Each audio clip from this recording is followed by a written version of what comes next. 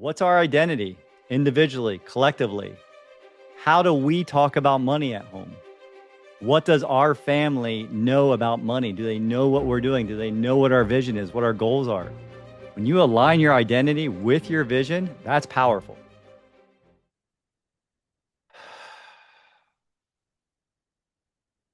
All right, everyone, take a breath.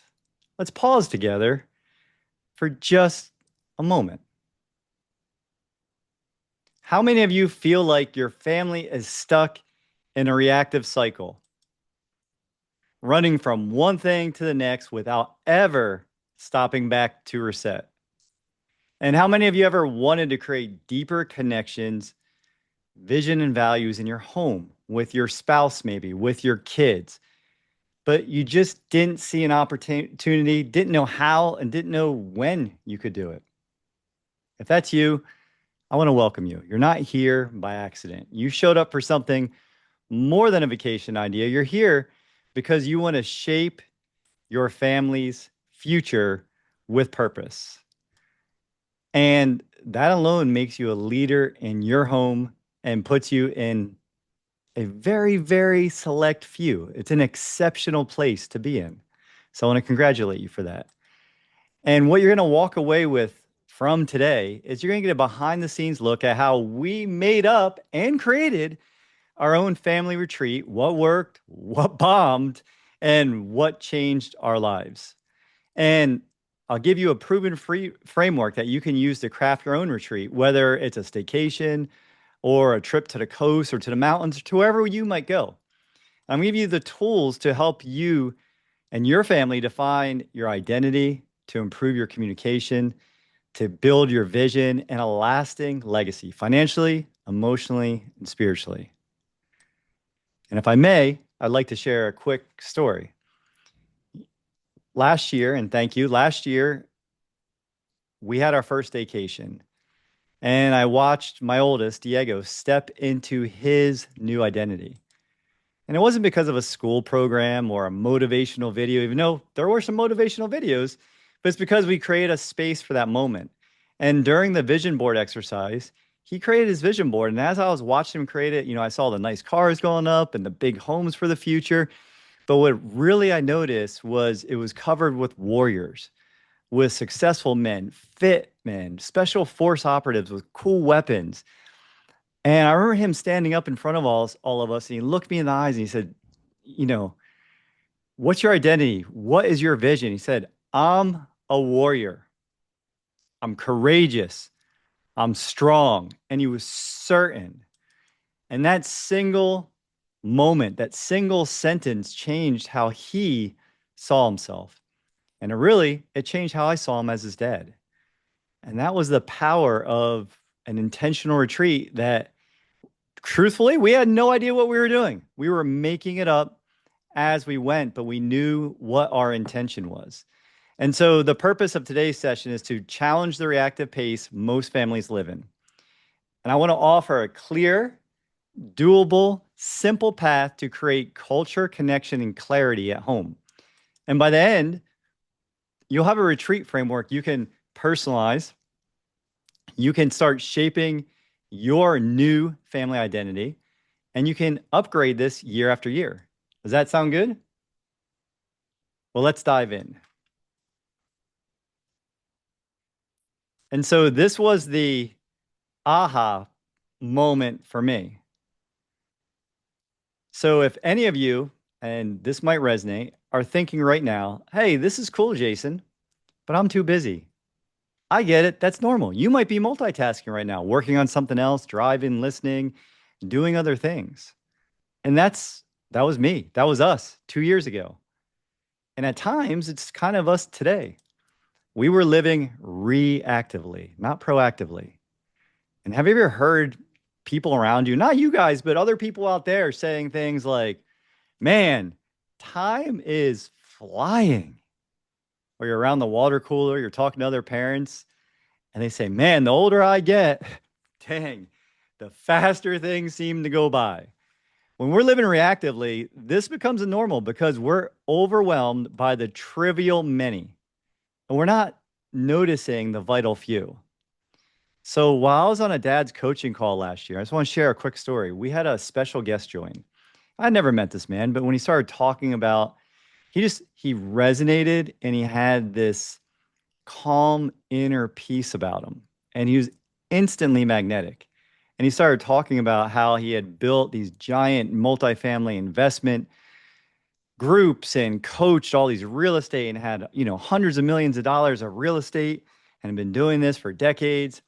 And while he was teaching the values in business, while he was leading his people, groups, a room full of people, a giant seminar, one of his friends walked up, someone that he knew pretty well, that he respected, that was there to learn from him. But he walked up and was like, "Hey, man, how often are you practicing any of these at home?" And the leader was like, "Yeah, of course. Yeah, man, we're doing it. It's awesome. Everything's great." But the truth was that his relationship was failing. They were almost at the point of getting a divorce. His four kids weren't really speaking to, it was chaos because the energy in the home was so incongruent and there was no application of the values. Everyone was doing their own thing. There was no leadership. And I think this happens a lot because we men feel the stress to do the three P's, to provide, to protect, to procreate. And we don't pause. We don't pause and notice what's really happening at home. And we all think, man, like, why doesn't everybody just do what I do? I'm getting up early, working out. I'm setting or leading by example. We hear that all the time. We got to lead by example.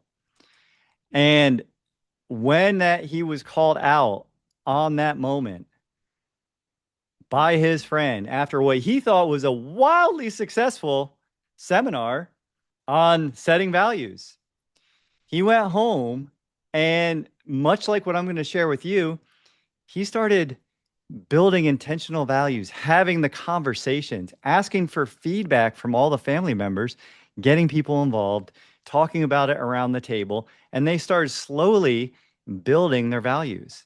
And it got to the point where his kids knew, like parents would call him up and be like, "Hey, let's call him John. Hey, John, um, your son won't watch this movie and everyone else is going to watch it." And John didn't even know about the movie. They had just set their values, what they wanted to feed their minds, what they wanted to watch, what they wanted to be part of. And the kids knew that wasn't something that they wanted to be part of. And so they didn't care what their friends thought.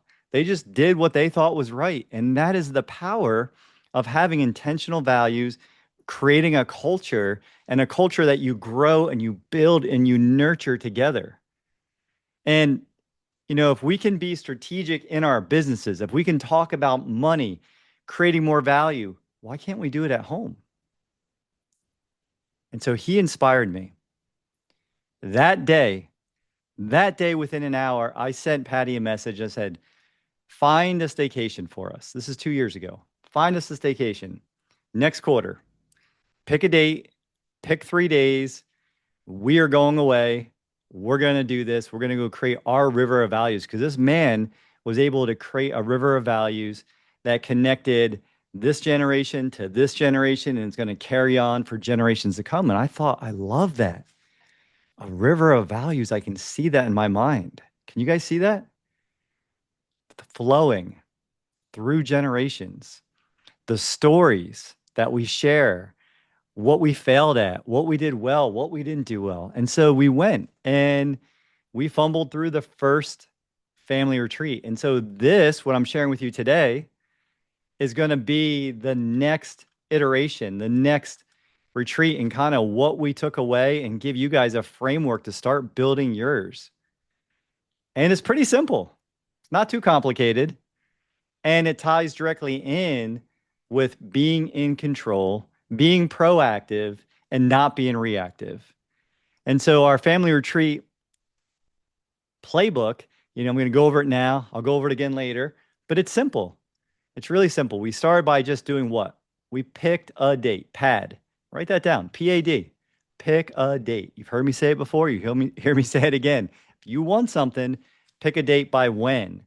That gives you a time frame that you have to create so Parkinson's law doesn't get you.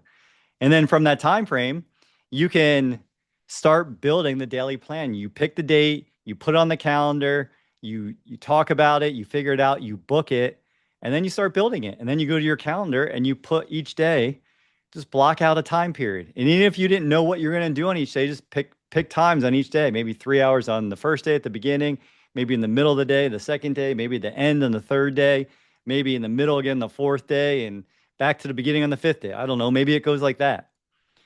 And then you just block out loosely those times. And you start saying, well, what are we going to talk about? Like, what do you want to talk about? Pop in the chat. Like, what would you guys want to talk about with your family? Do you want to talk about the vision? Like, where are you going individually? Where are you going as a family? Do you want to talk about your values? What does it mean, to be a Hollingsworth? What's it mean to be a Mukhtar? What's it mean to be a Caden? What's it mean to be part of your family? And why does that matter? Right? Think about that. And then from there, you can talk about, well, how do we communicate? What's our identity individually, collectively? How do we talk about money at home? What does our family know about money? Do they know what we're doing? Do they know what our vision is, what our goals are? Do they know how we plan on creating systems and processes to carry that on? And that inspired me. And so we went over to rest in peace, the great Hulk Hogan's uh, stomping grounds, or where he settled down at the end over in Bel Air Beach on the Gulf of America, or maybe the Gulf of Mexico, depending on who you are.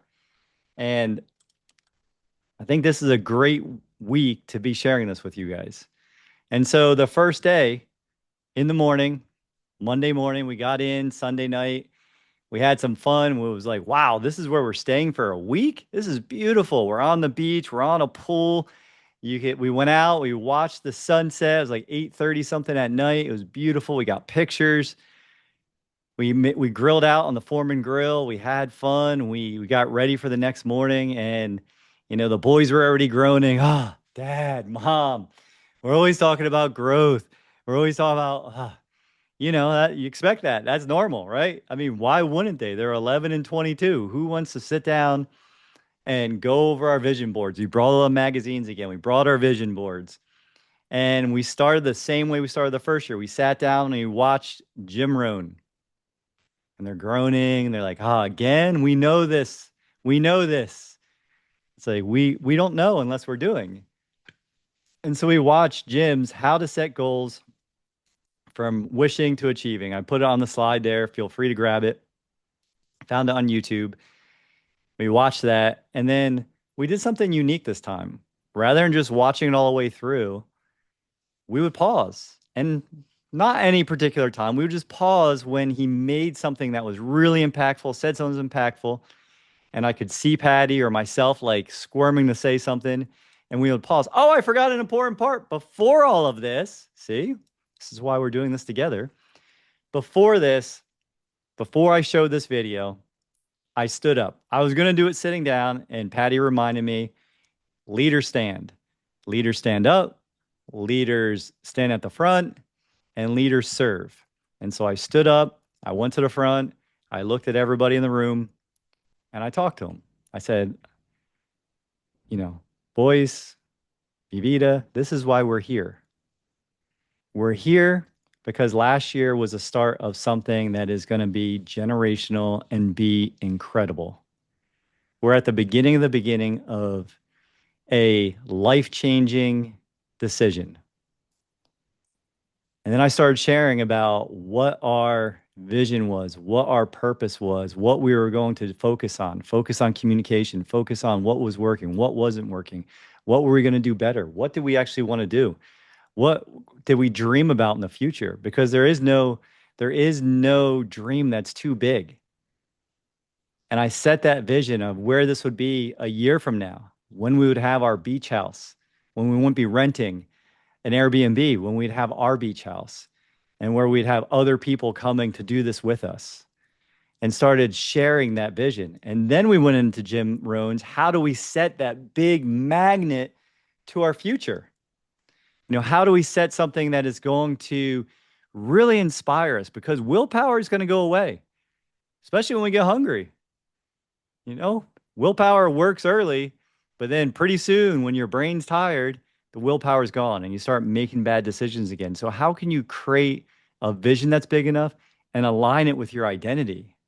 When you align your identity with your vision, that's powerful. So, we watched this, we had conversation, and then we each stood up. Like I had at the beginning, each family member stood up. We grabbed our vision boards from last year, we picked them up, and we said, hey, this went well. Connor was kind of fun. He's like, hey, yeah, I don't have any of these cars yet. He's 11. But they're still cool. And I don't really have the magazine I wanted to put the home I wanted, but I was like, okay, that's awesome. But what did you do well last year? Like, what are you proud of? What were things that you achieved that you thought about last year? And he talked about Taekwondo. He talked about making the A team for his demo team. He talked about some of the things he accomplished at school. He just talked about some of the things he accomplished in gaming or Legos, just things he was proud of. And they talked about what maybe didn't go as well. What did he still want to improve? And then that exercise became an exercise of identity. Who do we see ourselves as? Why was that important? What did that mean in terms of reaching our goals? And so we started doing these affirmations, these I ams, unintentionally, by the way. We thought, well, we already have vision boards. Let's talk about how we are aligning with our vision board.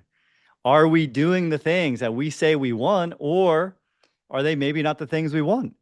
And we got real. We got real with each other. It wasn't just like, hey, you know, you put that on there. I don't see. We don't live on a lake house yet, Dad. Like, why don't we have a lake house and the endless pool and the Hobie cat and all and the second house and all these things? And it's like we're working towards them. The vision board is that magnet to the future. It is a thing that reminds you when you don't think you have anything left. You know what? Maybe I just have a little bit more. Maybe I need a break. Maybe you pay attention to that rhythm inside you. And some of the things is that we learned is, Patty said, hey, clarity leads to daily action. The clearer we get as a family, the more likely we're to take action towards that. And Diego had an awesome one that he talked about how failure, we talk about blessings and lessons all the time. There is nothing else. But Diego talked about how failure is actually feedback. And then I just parroted Jim Rohn and said, you know what? The goals have to be so big, 10 million followers, so big that you have no idea how to achieve them. And you have to give it up to God and to faith to be able to get there. I believe in that with all my soul. And from day one, we wrapped up. They went and played all day. I had conversations, created, did the things I do. We talked about our identities. Like I said, we stood at the front of the room, went through this, wrote our IMs, and we wrapped up the day. It was a very, very successful first day. Day two, we did something pretty unique, something requested by Diego. We all went, and I went online and found the Enneagram test at the Enneagram Institute. He wanted us all to do family personality tests, long tests, I think 150 questions, 140 questions. It probably takes about 20 minutes a piece. And so we all went, we subscribed, we took the test, we got the reports are like 24 plus pages long. And then the intention of this day was to have conversations with each other, to learn how to communicate better, to learn how we could talk to each other. And we incorporated AI. We grabbed ChatGPT, we took the reports, we put each report in there as a text file and said, hey, GPT, give us a report on how we can best communicate with each other. What are some of the strengths? What are some of the triggers? What are some of the best ways to make requests with each of us? And it was wild. Like, I don't know how accurate AI was with all of it. They weren't Enneagram experts per se, but we gleaned so much cool information. There's so many good conversations around the Enneagram. And you can just go, if you want to do this with your family, and go grab that test. And it gave us a practical communication playbook, is what I would say came out of that day. It told me who I was. Jason, he's loyal, he's responsible, he appreciates clarity and trust. Patty, she's a helper. She leads with heart. She thrives on appreciation and teamwork. Connor, steady, grounded, benefits from humor and structure. And Diego's the most interesting, analytical, autonomous, assertive, benefits from space, and direct asks. And so we learned from each other. We learned how to communicate. And it was wild because I don't know how many of you, when you're leading your family or when you're guiding your kids or when they're living their life and you're trying to ask them how their day was, good. Yeah, dad, it was good. And you don't always know what's going on. So to hear them open up to talk about their identity, how we, their parents, could be better communicators and help, they could tell us what the things that annoyed them were. And we had real conversation and it was really powerful. It was really powerful.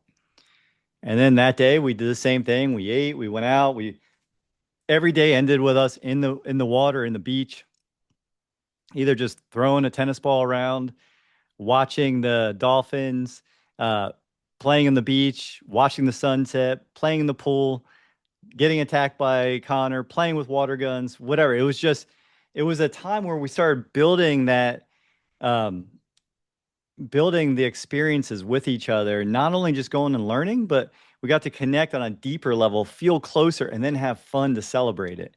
That is a formula for winning.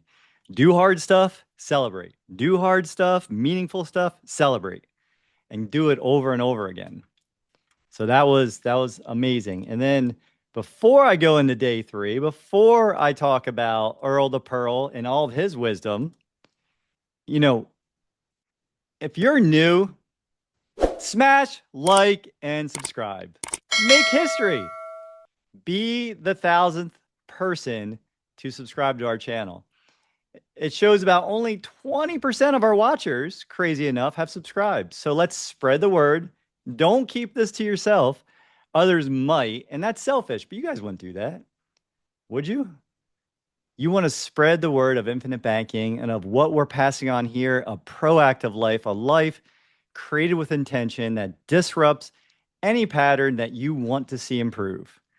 So make sure you're smashing, liking, subscribing, and let's see if you're going to be that 1,000th person to subscribe. So now we'll go back to day three, money and family banking.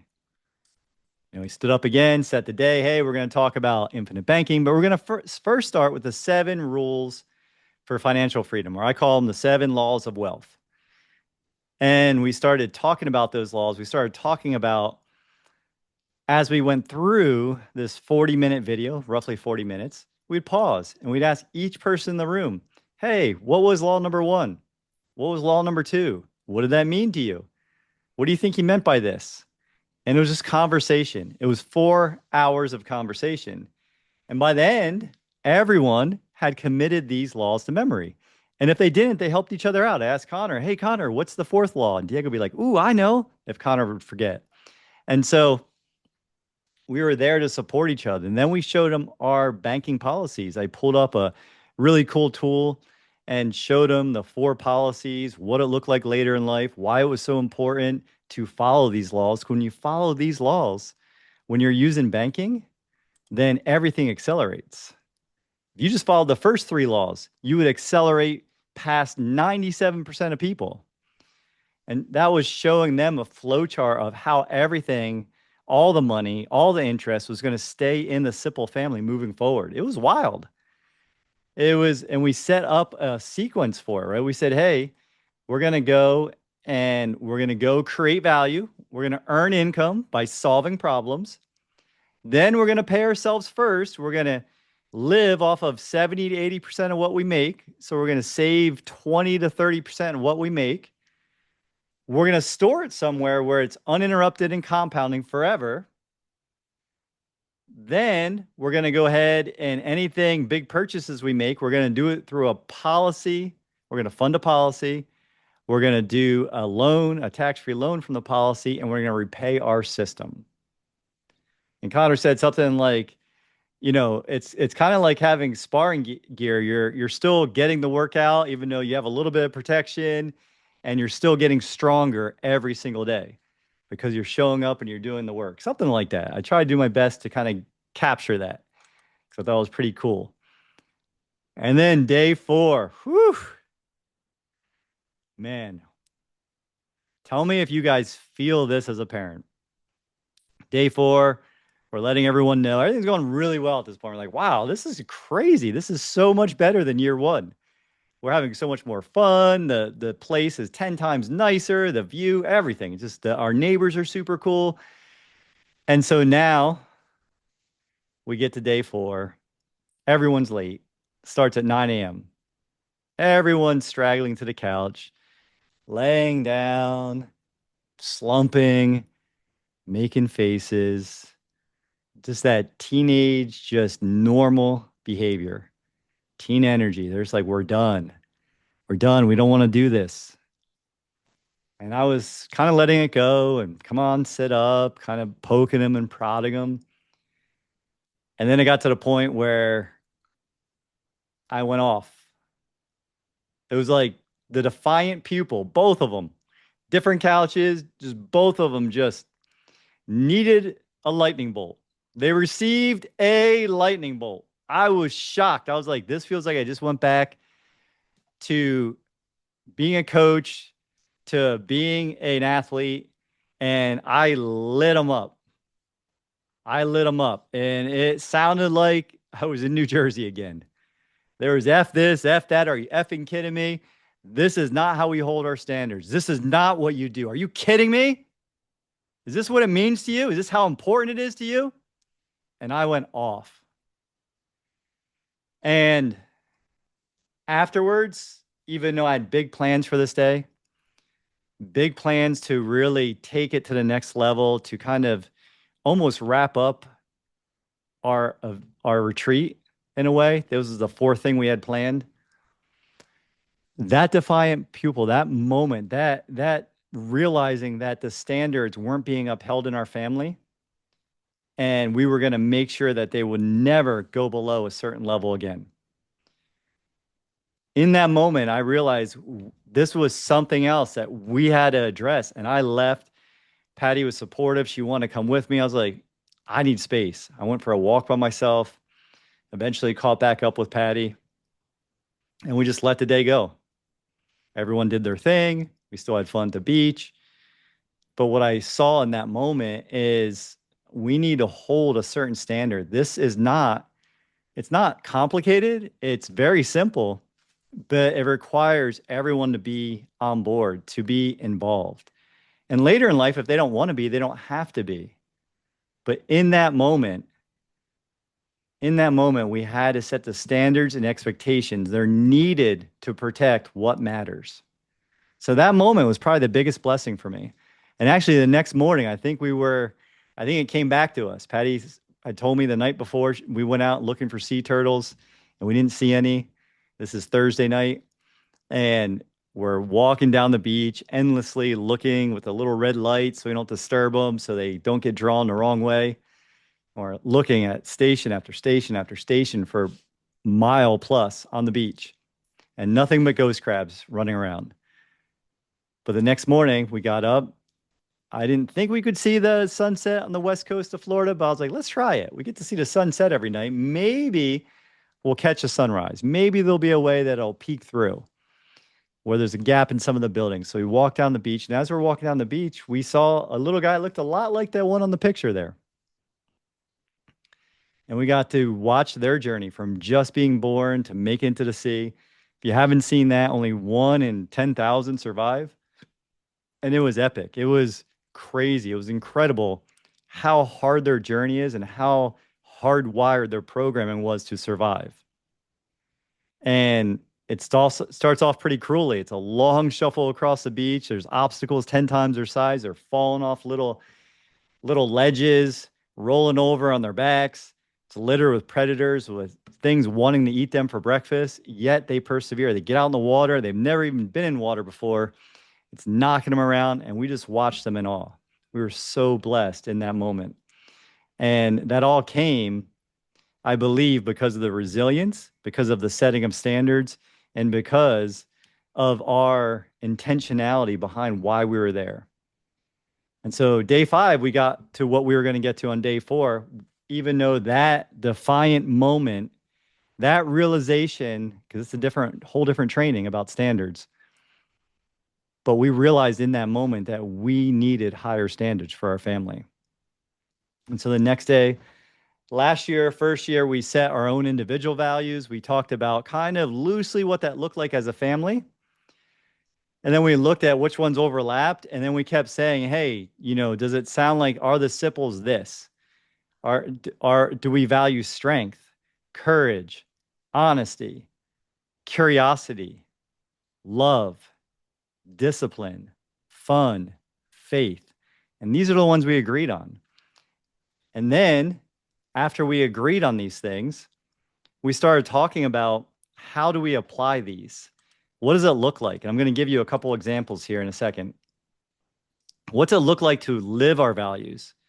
We talked about discipline. We do what's right, especially when we don't feel like it. And discipline's doing what's necessary to become who you were meant to be, who you identify as. It's showing up again and again and again, even when it's not convenient. And so an example is whether you're putting money in savings, you're practicing your form, honoring our word to someone that we made a commitment to. We remind each other discipline now equals freedom later.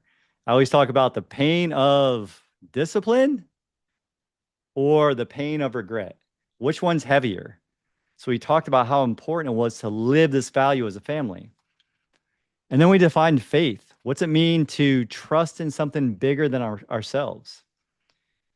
Faith gives meanings to our actions. It gives us a purpose that's far beyond anything we can imagine. It's a peace in the unknown when you have faith that what you're doing is meaningful and you can do it. And the people, maybe you don't know how, but you know that who needs to be there, like all of you will be there to learn, to apply, to do the things. And we're not doing this alone. This isn't by accident. So we started thinking about how we pray at night, how we talk about the blessings and lessons of a day, how we talk about the purpose of serving others, of solving bigger problems. And this is one of those things. This family retreat is going to lead into something even cooler, something bigger. This is just a piece of the puzzle of really creating that relationship and that generational river of values, legacy, and all the things. It's not just about the money, as you're going to see. It's really about how do we pass on the systems and processes? How do we pass on these kind of events with an outline of how you can do it yourself? What are we carrying forward intentionally? And this identity builds these habit bridges. Each person during this retreat named who we are. What do we want in the next year? And when we came back, everything is so different now. Yes, we've had little slide backs. You go back into the habits of your days, and we've had to have meetings around that. But the conversation, the support, the cheering each other on is crazy compared to where we were 2 years ago. It's a different family. And it's something that I am just so, I don't even know, I don't have words for it. I'm so proud to be part of it, to lead it, but to be part of it even more. And that night we had saw, I think the night before, the most flavors, the biggest ice cream place in Florida. Like, oh, we like ice cream. So we went and had ice cream. And it really did look like that. There was a lightning storm flowing down the beach. Everyone else was inside or running for it. And Patty and I were loving it. Lightning was going sideways, up, down. Like if you've ever seen lightning in Florida, it is incredible. And so we sat there watching it, eating our ice creams, feeling proud of ourselves, having fun. We came back all week. We had been watching Mission Impossible. So the boys started watching Mission Impossible. Patty and I were watching a lightning storm. And it was awesome. And in that, we kind of talked about, Patty and I, what we did well, what we might add to next year. Maybe we're going to bring the grandparents at some point. I love that. Make it a 10-day retreat. Make it at our place. Record the sessions. I went back and looked at my scribble to put this together. I could tell you that that's not easy. So how can you build your own? And where does this go next? So let's recap. First, you got to pick a date. You got to put on your calendar now, not later. Like Christian said, when's a better time than now? And if you already have a vacation, why not sprinkle in some planned sessions? Why not just test the water? I'm telling you, no one's going to love it, especially your kids, but they're going to appreciate it. They're going to appreciate your leadership because if you don't show them, who are you leaving it up to? And then you can choose what you want to focus on, the values, the vision, the communication, the money. And you can use the videos I've shared. You can use Enneagram. You can use any of those kind of personality tests. You can use free ones. And it doesn't have to cost a lot to do this. Our first one's about $1,300 this year, maybe $4,000, but it was intentional. This was our summer vacation. This was during when Connor was on break. And you celebrate, you have fun, and the experience is going to bring bonds. And then what that's going to lead to once you have your values is something that I'm looking forward to sharing very soon is how do you take those values and start creating your constitution? Much like the 4,400 words of our U.S. Constitution, how do you have a family constitution that says your identity, your values, your communication? How do you handle money? How do you carry on the stories? How do you set up the systems and processes to coach and teach and support everyone in the family to reach their highest potential, to reach their dreams, what they want? And that's what's coming next. We're going to show you guys all how to do that. But for today, for where we're at right in this moment, we've talked about what it looks like to hit pause as a family, intentionally. We pull back the curtain on our Sipple family retreat, messy moments and all, breakthroughs included, swearing included. You saw how the vision, identity, communication, and money became living conversations, and how you now have a practical framework to design your own retreat from vision boards to values, from Enneagram insights to family banking principles. And remember, I just mentioned this, you don't need a big budget. You don't need perfect timing. You don't even need all the resources to do these things. If you have a phone, if you have a voice, a living room, a pen, a paper, you can do this. Start with a staycation, magazine clips, and a moment where Diego stood up and said, I'm a warrior. That identity moment didn't just shape him. It shaped us and our journey together. That's the power of an intentional retreat. The purpose of this webinar was to script or flip the script on family life from reactive to proactive. Again, reactive to proactive, living intentionally. The process we were sharing was our real journey, raw, what worked, where we fumbled, how we grew. And the payoff for all of you is this. You now have the tools, hopefully the inspiration, to start building your own legacy retreat and shape your family's future with intention. So here's my question to you. When will you schedule your first or next family retreat? Write it down now. Put it in the chat. Don't wait for life to calm down. It's not gonna. Lead your family now. Choose the date. Set the intention. Plant the seed. And watch what grows. Nurture it. And if you're first time here and you want to talk about how putting those 7 laws of wealth and the infinite banking process could fund your family retreat, scan that QR code. Book a call with me. Have a conversation. And as always, thank you for your time. I'm incredibly blessed for each and every one of you, for your focus, for your time, for your energy, your heart. You could have been anywhere, but you chose to be here and learn this for yourself and your loved ones. Now, don't just walk away feeling good. Take action. Make notes. Take notes to make notes. Smash, like, subscribe. Do it. And let's expand the number of passengers on this big ass IBC bus. We're at almost 1,000, but can we be at 10x that a year from now? Maybe 100 times that. I know people want this and need this. I talk to them one-on-one. They just don't know it. We have to be the voice. We talk about training, teaching, and testing. We have to bring them. They're all welcome, all of them. Purple, blue, green, yellow, whatever. They're all welcome. Bring them in. They can stay on the bus or get off the bus. But I'm going to see each of you or see you guys in this next video. See you next week. So be blessed. God bless. And let me know how I can serve you guys. If you guys have ideas for what you want to hear, questions you have, hit me up anytime. Email us, text us. We will answer. So super blessed. God bless all of you. And I'll see you all next week.